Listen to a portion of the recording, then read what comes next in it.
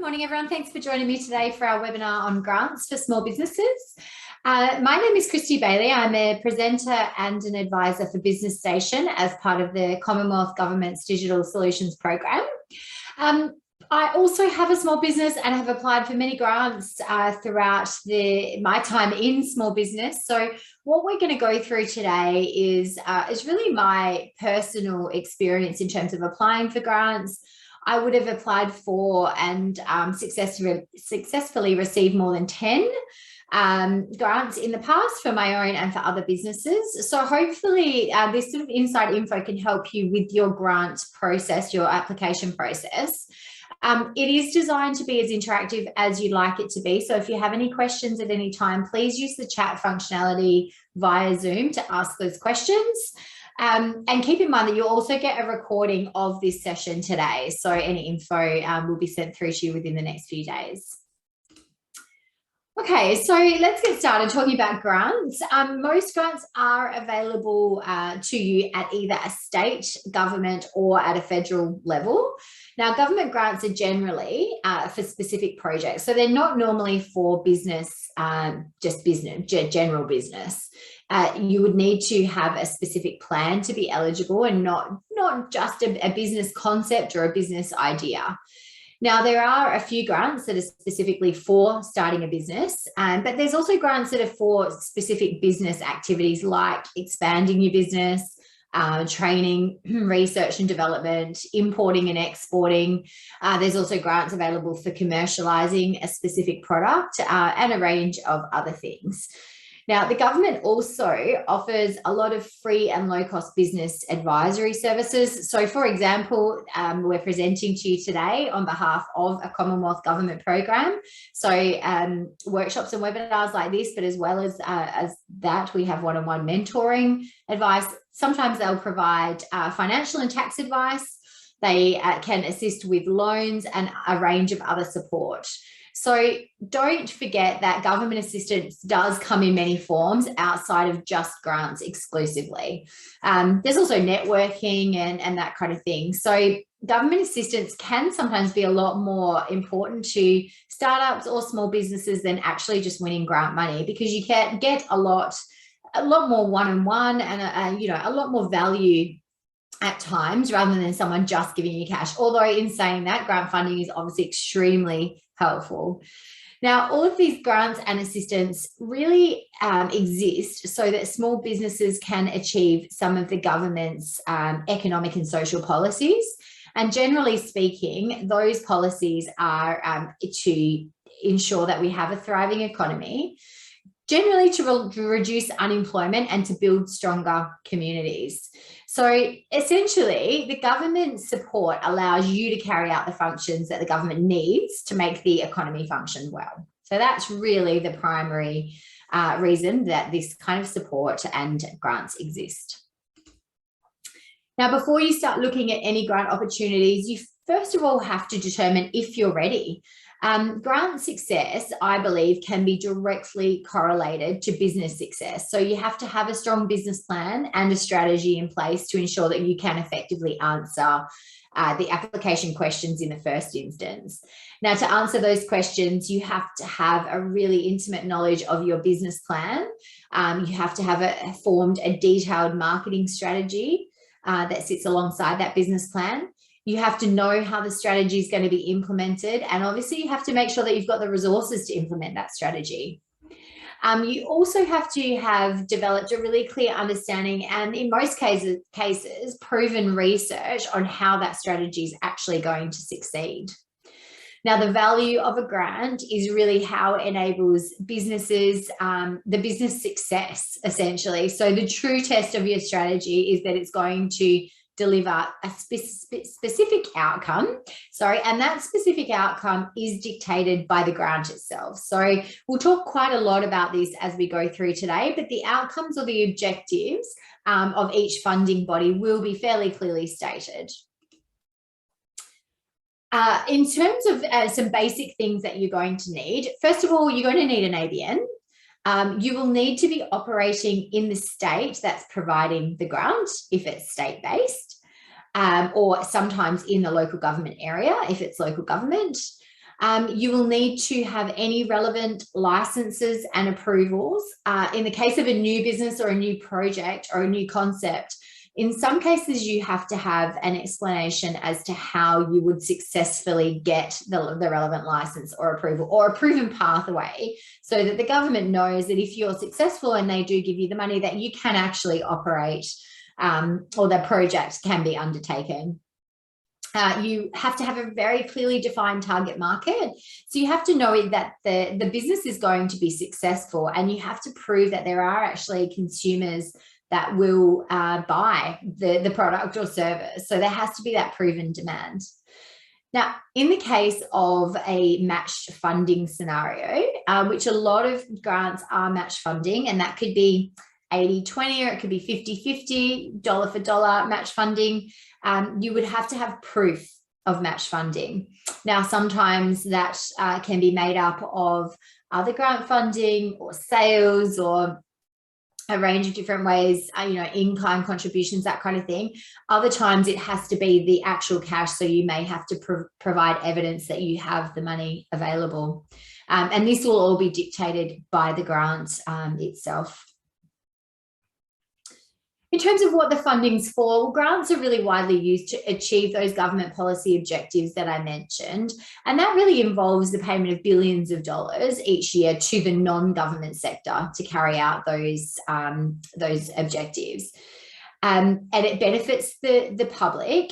The federal government and local government or state government really uses this to increase social services, to expand opportunities for businesses. Sometimes it's emergency relief, or even, as we've seen a lot lately, COVID relief or assistance, and other times it's research and innovation. But depending on where the funding is actually coming from, the objectives will vary. But in all cases, you have to have a realistic project with a very strong and dedicated backing and a high likelihood of success. And you'll have to just demonstrate that throughout your application. There are some key considerations when you're deciding to submit an application. First of all, I would say you have to really determine if you have the financial capacity to actually carry out the project, keeping in mind that most grants are match funding, or in the case that they're not match funding, there will be some contribution that will be required by your business. The next element is the resources. Obviously, carrying out the project is going to require resources. Do you have the resources that you actually need to deliver this particular project? I would consider the next thing being if the project is consistent with your overall business strategy. Now, this becomes quite important because you have a business plan, business strategy. If you then develop a project that isn't consistent with your overall business strategy, you might be taking resources away from other areas of your business to be able to carry out this project. Now, that means that it could negatively impact either the project or your existing business. So I think from your perspective, it's really important that it is consistent with your overall goals, your vision, and where you want your business to go, so that you can input as much time, financial resources, as well as time resources into both elements, your existing business and the new project. I would also consider if you have the resources by way of time that would be required just to complete the application process in the first instance. Now, that is going to be significant. In a lot of cases, it's going to require research. And as we go through today, you'll kind of get a feel for the types of areas that you have to consider that time input. And depends on the project as to how long it's actually going to take you to put this together. But really consider if you've got the time resources for the application alone. Now, this could be really relevant when you've got a grant opportunity that you've only found out about last minute. You really have to weigh up. Let's say it's due next week, for example. Do you actually have the capacity to complete that application in the time frame given? And you also, lastly, you just have to consider, lastly, consider whether your business meets the eligibility requirements. So they will be quite clearly stated. So I'd be looking at that eligibility immediately. Now, you need to weigh up the risks and the opportunities in the case of any grant funding. You know, it's great to think that you might be able to get some money from the government to undertake your project, but there are risks that are associated with that as well, as there are in anything to do with business. So certainly weigh that up. Okay, so let's say you found a suitable grant and you're looking into it further to decide if you're going to apply. There then becomes some further considerations. First of all, I touched on eligibility. Have a look at the eligibility criteria. Does the business meet what is required? And that will include determining what type of organisation the funding body is looking to fund. So have a close look at that and make sure that you're structured in the appropriate way for the particular opportunity. Next, I would have a look at the guidelines. I would have a look at the process requirements and the application forms. I would download all available supporting information. So this will be terms and conditions, frequently asked questions. There could be application tips. I would thoroughly read absolutely everything. So go through it from start to finish, read absolutely everything, because that'll give you a really good feel of the overall scope of the project of just applying for the grant, what kind of things you'll need, what sort of timeframes, and you'll start to figure out at that point if this grant is going to be suitable to you. I would determine the objectives. So look at those key objectives, what the funding body is looking to achieve. And you have to make sure that your project is perfectly aligned with those objectives. You'll keep referring back to the objectives throughout the application process. And as your project is being tweaked, you really have to consider those objectives. The stronger, or the more you can demonstrate that you meet the objectives, the stronger your application is going to be. I would also highly recommend asking questions or seeking clarification from the funding body. Normally, there's a period of time that you can go through and ask questions. So definitely make use of that. You know, it could be what you think is a simple question, or there's no such thing as a stupid question. So keep that in mind. Absolutely. If you're unsure, if there's something just a tiny bit unclear, ask the question, because it could be the difference between you being successful with your grant application or not. The last recommendation is to seek out more information. Now, there'll be briefing or information sessions.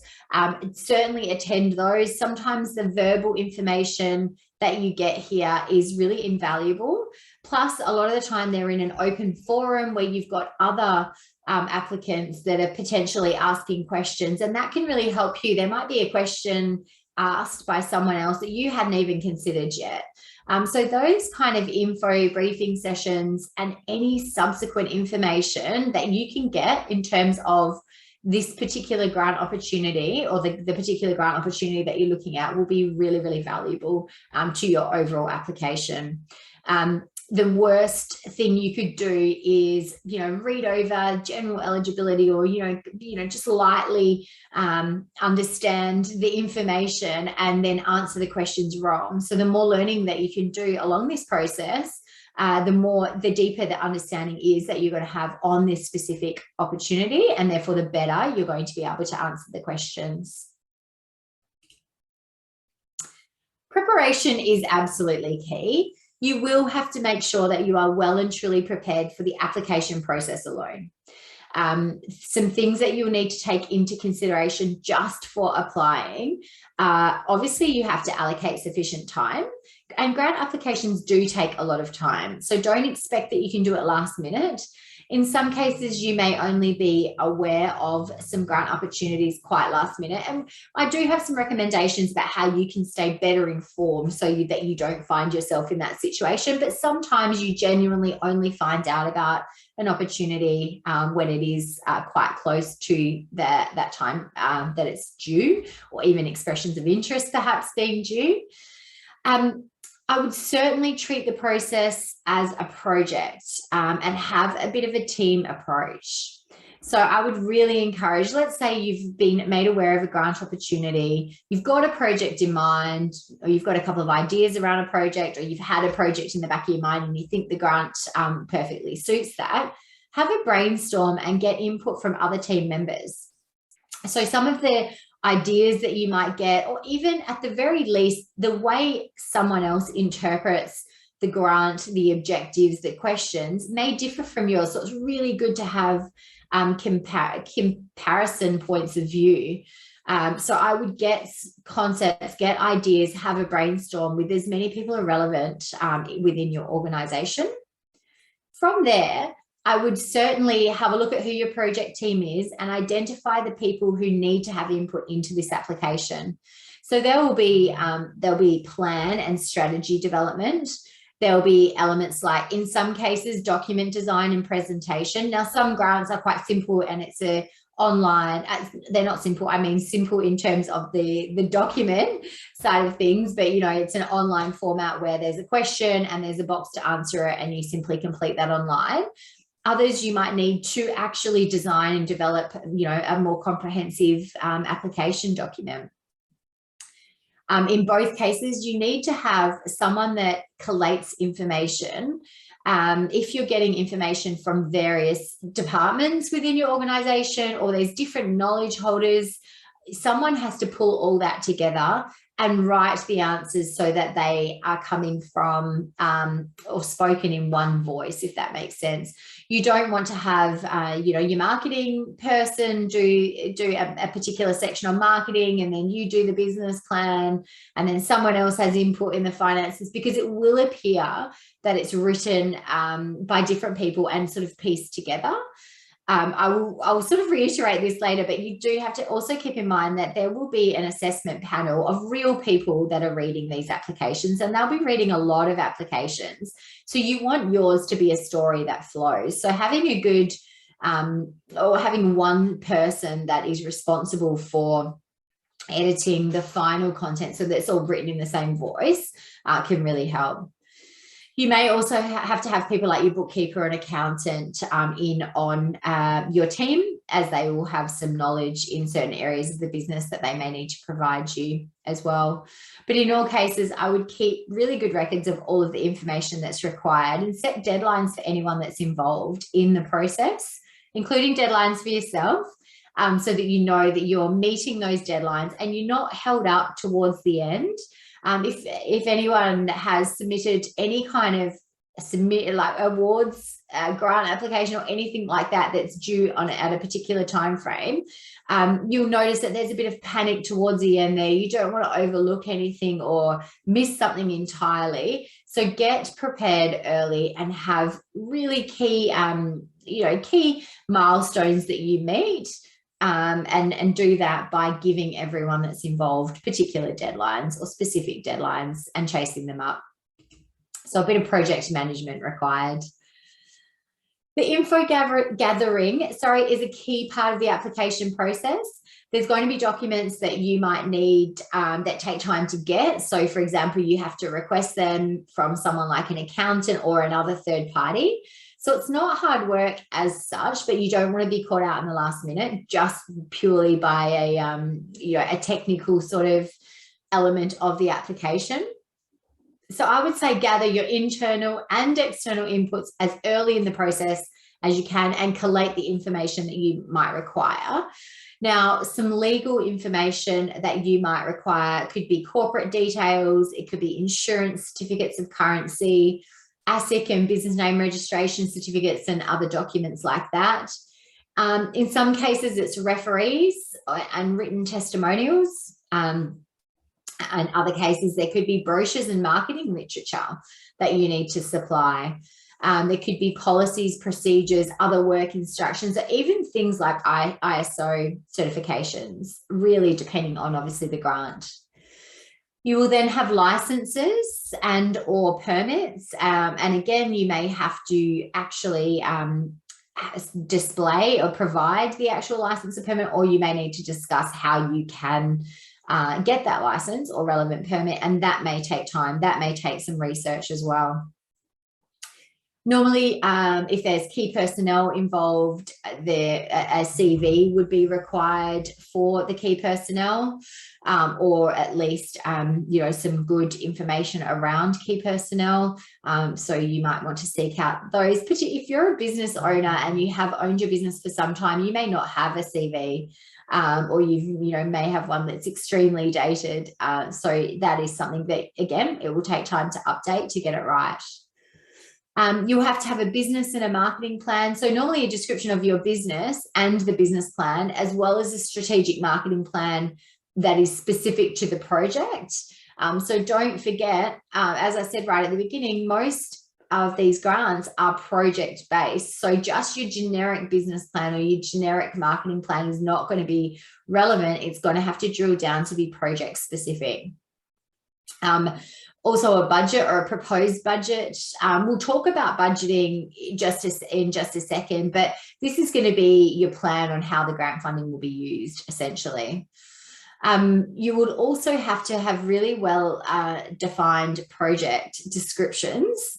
Now that should include the aims and objectives of your project, and those aims and objectives have to link back to the specific grant objectives. And then that will align with the budget as well. So whatever you're putting in your project description should be accounted for in your budget, and get both of those and compare them against what the actual government objectives are to make sure that they're aligned. What I find is that you might have a project, you have to tweak it slightly to suit particular grant funding. And then as you're writing the descriptions, the business plans around it, the marketing strategy, you start to get a little bit off track. So keep referring back to the objectives. Keep checking that you've accounted for budget items that are relevant to the objectives as well.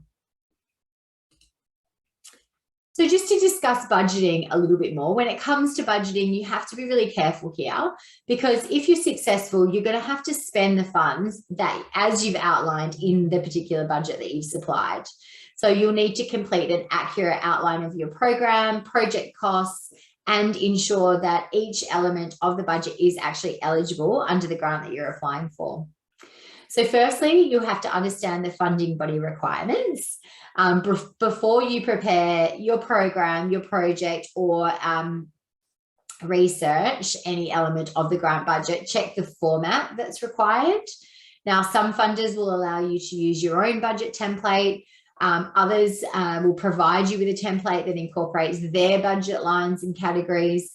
So you might consider that. Sometimes it's just purely an online fill-in format. So consider that as well. Think about what type of expenses are eligible, as I mentioned, and that will be clearly outlined in the description. You need to potentially obtain quotes or work with other people to determine costs. So creating the budget for grants will require not only brainstorming every element of your project and working with that project team to understand what costs might be associated with it, but you might then have to reach out to suppliers as well. And when you're reaching out to suppliers, you may then have to get quotes for particular items, which then may take them time to supply to you.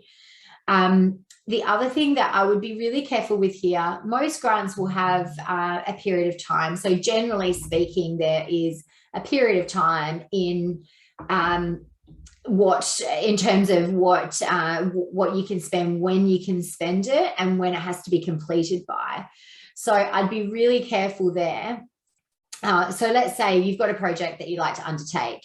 The grant is open for the next couple of months, and they'll announce by, let's say, the 1st of September, when, if and when if you're successful, you then have to start the project by the 1st of October, and it has to be completed by the end of June the next year.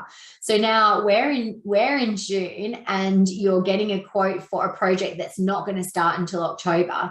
You have to really speak to your suppliers about that and make sure that that quote is still going to be valid when you're ready to start the project months later. Now, this is a big thing. Most quotes, and you look at the majority of suppliers, they wouldn't let a quote be valid for more than 2 weeks to a month. So sometimes it's a bit of an education process. with a supplier to say, look, I do have, some grant funding I'm applying for. We're not going to know until, September whether or not we get this, and the project won't be started till October. Can you honour this price at that point, and understand that they may or may not be able to do that? So there might be some variance there that you have to consider. So keep that in mind. So always work closely with third parties. Again, you're relying on someone to supply you quotes and information, which can take time. Now, to improve your chances of getting this grant application actually approved, your grant budget has to be consistent with the grant objectives and with your project description. So keep that in mind, always this alignment. Now, I know I say this a lot because it is absolutely crucial that you get this right. You can do that and get it right by checking that anything in your project description that might have a cost associated with it is reflected in the budget that you've prepared. And then again, check the project description against the objectives of the grant. Now, things that you will need to consider including from a grant perspective, any direct costs for the grants, which, the funds that you're asking for.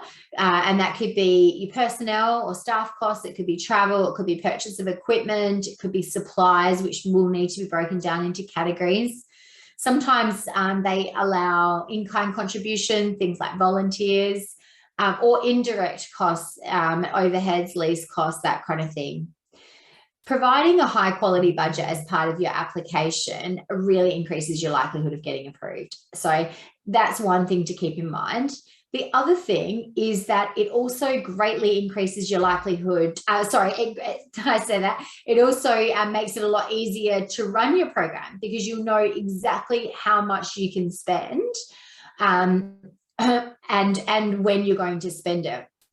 The last thing is that it helps you prepare a grant report. So you're going to have to do acquittals at the end of this process of the project's been undertaken, and you've got a specific deadline in which you have to acquit or provide an acquittal report. So that report is going to be a lot easier for you to develop and give back to your funder if you're working off a very strict budget. So keep that in mind, and I would really focus on those areas, but also keep in mind that writing a budget for a grant is not the same as your general organization's operating budget. It is going to be specific to the project, and you're going to be looking at eligible activities under that project only. Now, that's where you can really identify what has to come out of your own pocket. So this is eligible, this is not, but we still need both for the project, as an example. So that budget's really important. If you do have your own budget formats, I would use that and then move eligible activities over to their format, which could be an online fill-in format. It could be a template that they supply you. It really depends on the type of grant. So keep that in mind. In terms of a couple of budget do's and don'ts, I would say do not request more than the maximum amount that is available. It might make your application ineligible, but in any case, it's going to indicate to the panel that you haven't read the guidelines properly. So keep that in mind.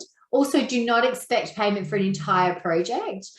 Generally speaking, there will be additional contributions from other sources. So sometimes it can be in kind. Sometimes it has to be contributions from your organization. Sometimes, and not all the time, it can be generated income like sales or fees, or even, in some cases you can use other grants, sponsorships, donations, that kind of thing. But you will understand there will be guidelines for the budget, and you'll be able to see what is eligible to be considered as additional funds that you can use towards a project. In terms of do's, do definitely read all of the explanatory notes that are included in the budget section of your application form. They are intended to guide you to complete the budget and to provide examples of the types of income and expenditure items that you can include. So I think it's a really good idea to draft that budget in your own format, as I mentioned, before you transfer it to the actual application form, whether that be online or their own, the funders format by way of an Excel document. That way, you're just kind of keeping track of the overall project costs. But just keep in mind, if you do that and you're adjusting individual figures, make sure that you're rechecking them against each other and rechecking total amounts as well. Don't include GST in your budget figures unless it specifically says so, but in most cases they're GST exclusive. Definitely do estimate in-kind support. Now, in-kind support are the non-cash items that are provided to your project, could be donated to your project. Now, you're only going to be able to provide estimates of their value, but they are really important to include because it shows the real cost of your project. Certainly do contact the funding body for guidance in completing your budget or any budgetary questions. Again, there might be a time frame in which you can actually do that. So have a bit of a look and an understanding of whether or not there is a contact person and what the time frame is on that. In terms of the expenses, I would say do the expenses section of the budget first. Be realistic about what you ask for, but don't underestimate the time and cost of the project. And likewise, don't inflate your costs because the assessment committee do look very carefully at budget items or budgetary issues. Absolutely assess the personnel time involved, approach suppliers to verify their costs and availability and get quotes that are valid, as I mentioned. You'll have to assess if there's any travel or accommodation or living allowance involved in the project. Think about the cost of materials, equipment hire. And so once you've done all of that from an expenses perspective, then you can do the income section. Now, the income section will consider how much you can apply for from that particular grant. You would then consider if there's any in-kind support you could source, any cash donations or sponsorship opportunities. Then you can look at things like, is there earned income? Now, not all grants will allow you to use earned income. Sometimes you have to prove that you will have the funding regardless of earned income. Also, considering what your organisation can afford to contribute to the project is crucial because you'll state that in there as well. And whether or not there's any confirmed or unconfirmed income from other grants, perhaps. And again, the project or the guidelines around the grant that you're applying for will state what you can use as income. In some cases, it just purely has to be your own input and the grant money. Budgets do have to balance. So income has to balance with expenditure. Keep that in mind. And if you've completed your budget and it all balances, then that's perfect. You're on to the next step. But if not, you'll have to go back and make some adjustments. So, that could be increased input from yourself or other areas that you have to consider. Also, once you've completed your budget, I would go through and any item on your budget in terms of the expenditure should be linked back to the description of your project and the objectives of the grant. So I would really consider that. I would also recommend doing a maximum budget. This is the maximum project can be and work backwards from there based on the level of funding that you will receive and what kind of contribution you can actually put in as yourself. So have a look at that. Budgets are really, really important though. The other thing that the government is always looking for is value for money. So I did mention getting quotes from suppliers and that kind of thing, and really getting quotes that represent value for money is important. Sometimes you will see that it clearly states in some of the eligibility or the documentation around a grant that the government will weight. They'll have a weighted kind of scoring system, and sometimes there is a rating for value for money. So, let's say a website build is part of your project. Don't put $10,000, $20,000 for a simple website. You have to make it good value for money so the government can go, oh yeah, that makes sense, because they do absolutely assess individual items.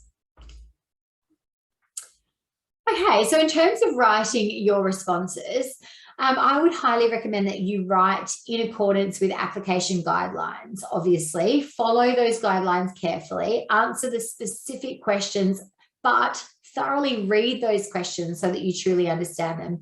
Now, I mentioned doing a bit of a brainstorm with a team, and I think this is a really good reason to do that so that you can determine everyone's interpretation of a question. So how you interpret a question may differ from how someone else does. So just to have that conversation, this is what I'm thinking the answer should be. What do you think? And bounce off someone else. When you're writing your response, be clear and detailed in your descriptions of how the proposal or the project is going to be implemented, as well as the description of the organisation. So your business history and background. You've really got to establish your credibility and your qualifications for funding. The last thing the government wants to do is give money to someone that hasn't proven that they're able to use it or to spend it in the right way.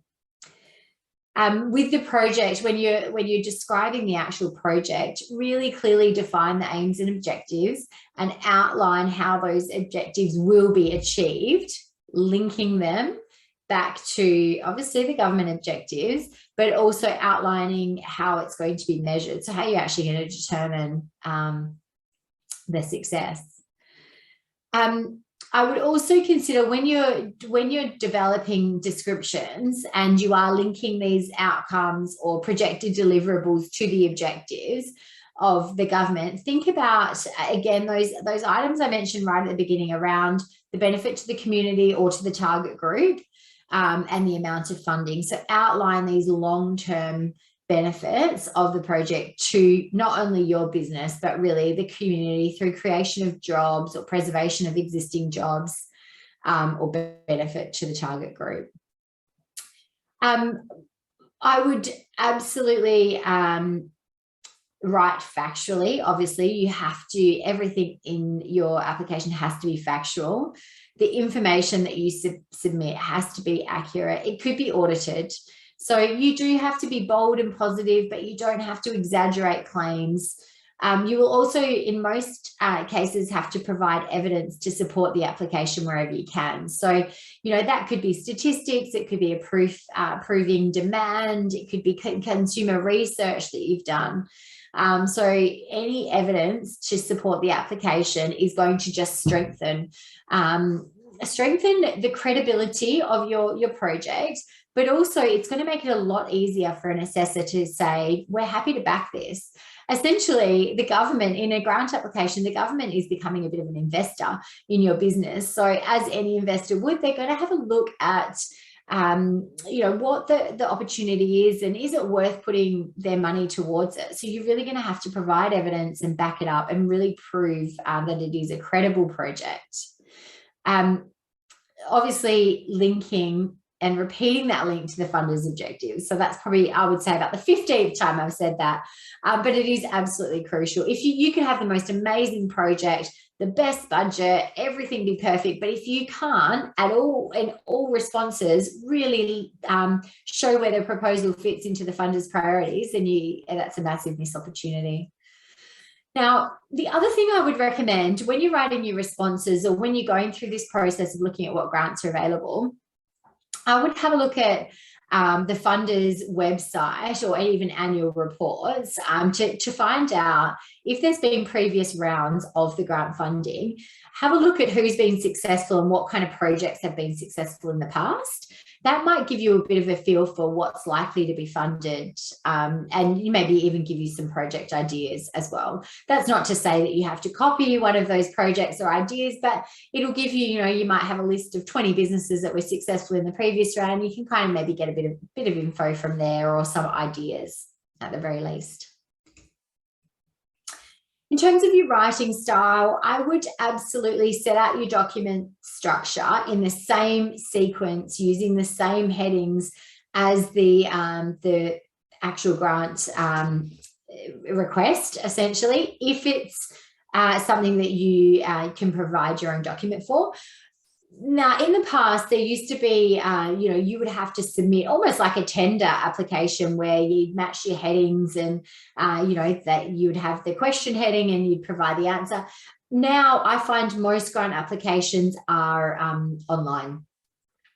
So, you're going online to a portal, the question is stated and your answer is going into a fill-in format. Normally, it has a character or a word limit and it will be clearly stated. So you have to be clear. You have to be really succinct in your answer and use simple, concise language. You have to avoid waffling and avoid repeating information, just in a lot of cases, just to fit the word count. But do keep in mind, aside from word count, someone has to read it. Someone has to read that information along with a lot of other applications. So you want yours to be the one that represents a story that flows from start to finish, that's easy to understand and easy to read. So keep that in mind. When I said avoid repetition, in some instances, it will be relevant to repeat information. So it will be relevant to repeat key messages.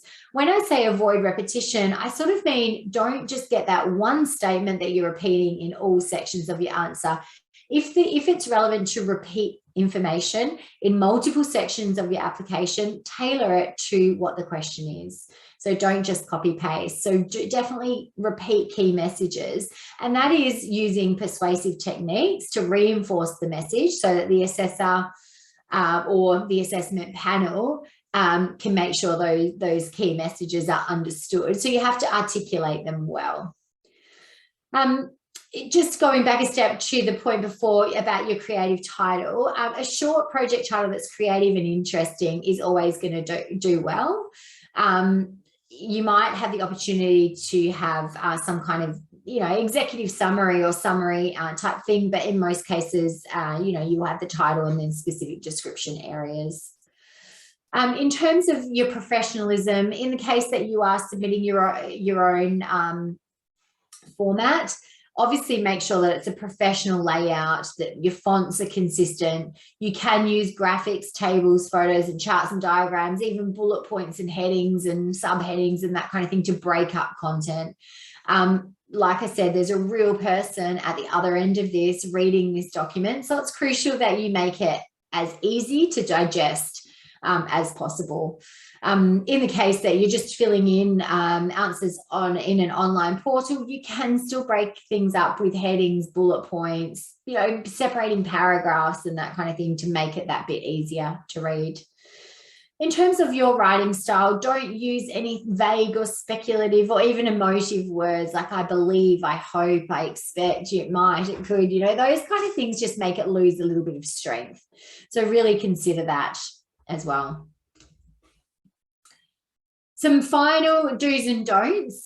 Do tailor your application for a specific grant. So keep in mind that you might, as part of your grant strategy, identify a number of grants throughout a year, all for the same project, and you just keep applying to hope that it's successful for one of the grants that you're applying for. But each will have a different criteria and different objectives. So even though it might be the same or a similar project, you will have to tailor your application for a specific grant and demonstrate that you meet the criteria designed for that specific purpose or for the specific purpose of that grant. So keep that in mind. Certainly answer all questions and address all eligibility criteria. You'll have to be succinct yet really thorough in terms of answering questions. If you get to a grant question or an application question and you're unable to answer it, that usually means that you're not ready for that grant yet, or that grant isn't appropriate for your project. So don't guess or leave it blank. Make sure that you address why you're not able to answer it. Either get informed and go back and answer it, or look at a different grant opportunity.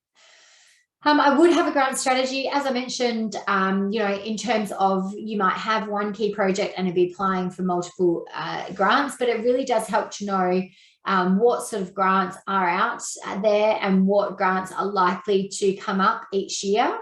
If you can be continually have your ear to the ground when it comes to grant funding, then that will give you a bit of or the ability to know ahead of time what might be coming up. And that means you can kind of map out that application timeline a little bit better and then systematically address each grant. I would consider specific projects instead of the business as a whole, which I highlighted in the beginning. Most grants are for a specific project or for specific business activities like product development, importing or exporting, recruiting or training of staff. So, you know, just a startup business might not be eligible for any grant funding unless it meets one of the specific criteria for that grant. So do keep that in mind. You don't generally just get a grant just for starting general business. In terms of don'ts, I would say don't apply for grants that you're unlikely to get. A proper grant application takes such a significant amount of time that I really choose your battles in that sense, or just pick your grants very, very carefully so that you are really not getting bored of them or getting wear out, but you're really focusing your attention on the right grant. Don't assume that just having a good idea is enough. And once again, like I said, grants and government business assistance are awarded for the fulfillment of specific projects and specific objectives, which vary between grants. So just having a good idea isn't enough. I would also say don't not follow up. So there's a lot of grants available. And now it's possible that, you know, grants do become a regular thing that you do, or these grant applications do. But always follow up. If you're unsuccessful with a particular grant, use that follow-up opportunity to get some info on how you could better your application next time. Now, some competitive grants, there's only a certain allocation of money, and once that's exhausted, no more applications can get through. So in some cases, it's not that you did anything wrong in your application, it's just that there were other people that maybe met the objectives a little bit better or were a little bit stronger. So yeah, there's a couple of sides to that. But yeah, don't not follow up. Sometimes you can have one-on-one conversations with assessors and they can talk through what, the weighting and how well you did in terms of each question. Now, just keep in mind when you're writing or when you're looking at grant opportunities, you can use a professional grants writer services that could potentially improve your chances, or it could help you save time. If you do have, a comprehensive grant strategy and you're wanting to apply for a lot. But I think you do have to be prepared to input a lot of time yourself in any case. So a grant writer might be able to answer the questions better, but they're still going to have to get the information from you. So there's still going to be a lot of time input to give the grant writer the relevant information about a project. And when you consider how well you know your business versus someone else, you're going to have a lot more knowledge on the business, and you're going to have to, rather than putting that in paper, you might have to have meetings. There might be paper, emails back and forward. So in any case, you're not just going to be able to handball it to someone else. If you're choosing someone, think about what their experience is, or find out what their experience has been, what their fees are. You need to have a clear understanding of that, what their success rates are. Don't be afraid to shop around and talk to a few different grant writers and see who can meet, or who you gel with the best, and who can meet your needs the best. I really do think that it helps to find a grant writer who specializes in your industry or in this type of grant, but do your homework on that. I don't think there's any right or wrong in terms of whether you should do it yourself or employ a professional grant writer. You would know your own capabilities and your own time availability as well. Now, some final tips. Obviously, grant writing is no easy feat, especially when you've got this large application process that requires things like supporting documentation and evidence, and there'll be a lot that is required, and there might be many funding opportunities. But keep in mind, the more you do it, the easier it will be. Some top tips to make it a little bit easier for you. Make it easy for the assessor. So make the document easily understood, make it engaging, put yourself in the shoes of a grants reviewer or an assessor, a human that has to assess many different applications. So if you develop a clear application that sets the scene for a case that's filled with enthusiasm, not only drives those points home, clearly meets the objectives, is concise, is a great story, it'll really stand out amongst other applications. But in saying that, you have to write for someone that may have limited knowledge of your industry, your region. Especially in the case of a federal grant, there could be an assessor that's sitting on the other side of the country having a look at your particular application. So don't assume that they know any regional limitations or locations or even your industry. So you do have to be clear in that without, waffling like we said earlier. Just keep in mind that your grant application is about convincing someone or a team of people that your project or idea is exciting and worthy of them investing in or funding. Absolutely make sure you answer all questions in full. And like I said earlier, if you can't answer a question, it probably means that that grant is not suitable for you or you're not quite ready for it. Revise a lot. You have to, develop this clear and concise application that communicates your project perfectly, effectively, passionately. So it may take a bit of refining to get to that point. Don't let little things like spelling or grammar errors let you down. If things like waffling and being vague, are really gonna let you down as well. So a fresh set of eyes will always assist with those types of things. So get someone to proofread it for you. And finally, I would say submit ahead of time. As per the guidelines of the grant, you will know what they are, but definitely ahead of time too, so that you're not leaving it to the last minute. You don't want to encounter any unexpected errors, even in terms of uploading. Sometimes there can be delays, with systems if everyone's trying to upload information last minute. So you don't want to be rushed towards the end and miss out on any element of your application just because you're rushing to meet the deadline. Okay, now we're going to have a look at some specific grants and where you can find more information. First of all, keep in mind that grants are mostly match funding, not always, but mostly. There's also things like rebates, there's subsidies, there's incentive schemes and tax offsets, there's training and development and advisory and mentoring services. Sometimes there's also things that the government support, like low interest loans. So do keep an eye out for the full range of government assistance. Now, in terms of what we typically see, at the moment, and I think I'm very hopeful that this is phasing out, but there has been a range of lockdown and COVID sort of assistance grants. Now, that ranges and varies state to state, but if there is ever a lockdown scenario or even COVID and hardship grants, then, a lot of industry sectors that are impacted can apply for some funding to overcome, that impact. So like I said, I think we're past that now. I think we've moved on, but always consider it if anything should happen. There's the EMDG, the Export Market Development Grant. Now, this is a fantastic one for anyone that is exporting, or in the case of tourism, exporting is considered as bringing international visitors into Australia.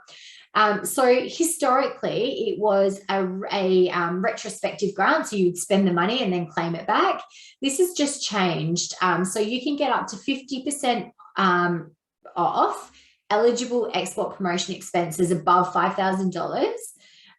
So this one is an Australian government financial assistance program that is aimed at the export market. Normally, I think there's something like more than 4,000 businesses each year that apply, and that's small to medium businesses, to help expand their export business. So like I said, it has changed. It's a bit more flexible and responsive to the needs of exporting businesses. It's simpler for applicants now, and you get a bit more certainty in that you can apply in advance. So it's no longer a reimbursement model. You will apply as a grant, and then for specific items in advance, and then you will know what the government is willing to fund over a 2 or 3 year period, and then you spend it accordingly. The small to medium recovery loan scheme. This was loans that were secured through your bank, but secured or unsecured, but there was government guarantees on loans, and this was for businesses that were affected by COVID. And so you had to have been on JobKeeper and that kind of thing. But that one has just come to an end, but something to keep an eye on in the future. There may be something similar, particularly now that we've had a change of government. You might see new grants start to emerge and new focus on some of this funding.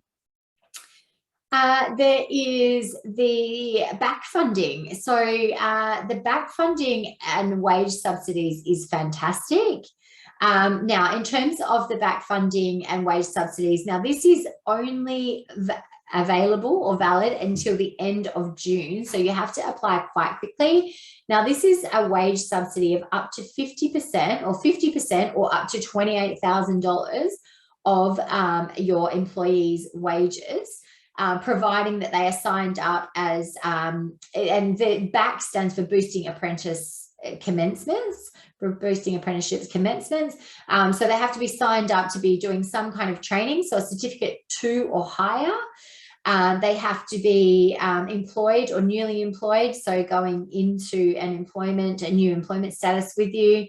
And then it's a rebate that you as an organisation get, so up to $7,000 per quarter that you can claim. So this one is probably Australia's best kept secret. I think it's absolutely fantastic, and it's a really good way to incentivise staff in terms of you offer them some kind of qualification, and as a business, you may even give them a bonus for completing it, but as a business you can claim up to $28,000 per year or $7,000 per quarter for that employee.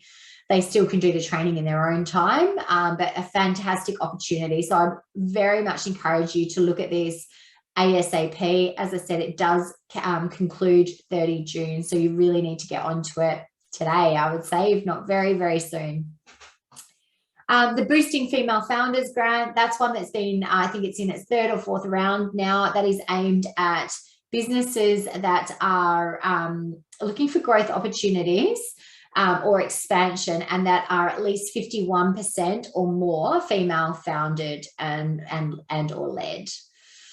There's other industry specific grants, which are fantastic. You know, that this can range from anything from regional development to Indigenous businesses, business events, tourism, you know, those kind of things. So always look out for anything that's specific in your industry there. And there are a big range available at the moment.